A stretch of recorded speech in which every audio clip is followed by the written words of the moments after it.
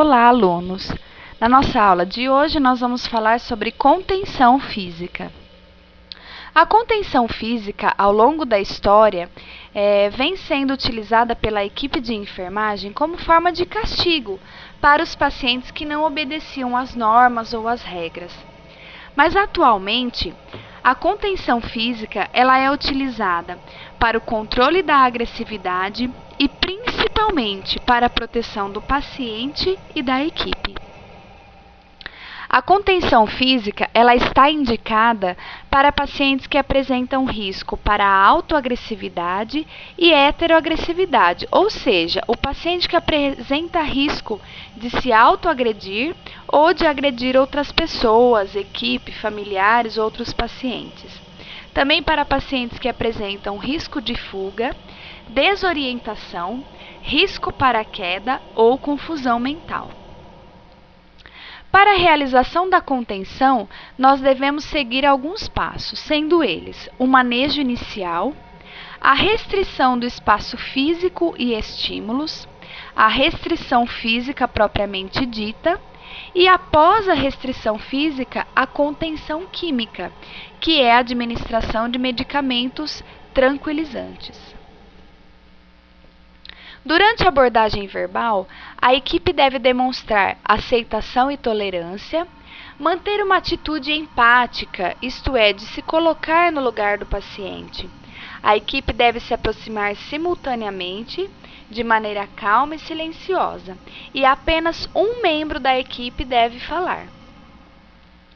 Nós devemos prestar atenção a itens como não rir ou fazer piadas do paciente e daquilo que ele fala durante a contenção, não utilizar da força bruta, não descontar no paciente o estresse do plantão e sempre devemos nos lembrar: a contenção física é uma atitude protetora ao paciente e não punitiva. Devemos sempre nos lembrar que a contenção física é a última medida que devemos tomar, mas se ela é inevitável, ela deve ser prescrita pelo médico e, se houver um protocolo na instituição, deve ser prescrito pelo enfermeiro. É uma decisão que deve ser compartilhada por toda a equipe, isto é, técnicos ou auxiliares de enfermagem, a enfermeira responsável pelo setor, o médico responsável pelo paciente, sempre lembrando da importância de se orientar e se comunicar com os familiares sobre o procedimento. Bom, para a realização da contenção física, antes da realização, o que nós devemos observar no paciente que vai ser restrito? Fala ameaçadora, agressiva, agitação psicomotora, isto é, aquele paciente que anda de um lado para o outro, deita e se levanta ao mesmo tempo, paciente que se encontra desorientado, que apresenta uma fala não coerente, não compreende as informações dadas. Aumento da tensão muscular, bater em portas ou imóveis e pacientes que já apresentam história pregressa de agressão.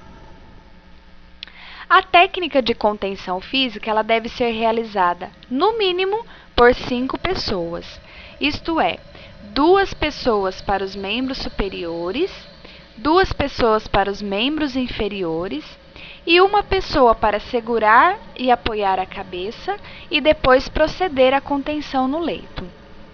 A equipe se aproxima simultaneamente de maneira calma e apenas um membro da equipe deve falar. Esse membro já é determinado antes da realização da contenção.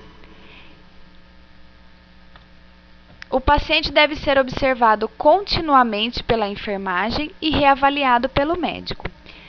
Deve ser tentada uma nova abordagem verbal. As necessidades básicas do paciente devem ser atendidas. Fazer contrato com o mesmo antes da descontenção. Nunca nós vamos realizar uma descontenção do paciente antes de fazer um contrato verbal com o mesmo, de não se autoagredir ou de não agredir as outras pessoas. E uma atenção que nós devemos ter para o paciente contido é que, paciente contido, a equipe de enfermagem tem cuidado redobrado. Isto é, observação rigorosa dos sinais vitais do paciente, principalmente padrão respiratório, que pode ser acometido pelas medicações administradas. Antes de administrar benzodiazepínicos prescritos pelo médico, devemos verificar sinais vitais, instalar o coletor urinário de maneira adequada e realizar cuidados básicos, como higiene, alimentação, hidratação adequadamente.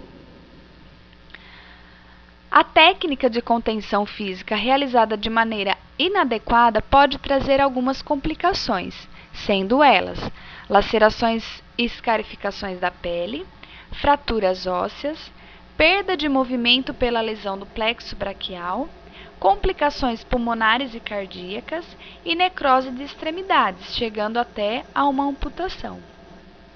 Nós devemos evitar ameaçar o paciente, gritar durante a contenção e estimular desnecessariamente o paciente contido.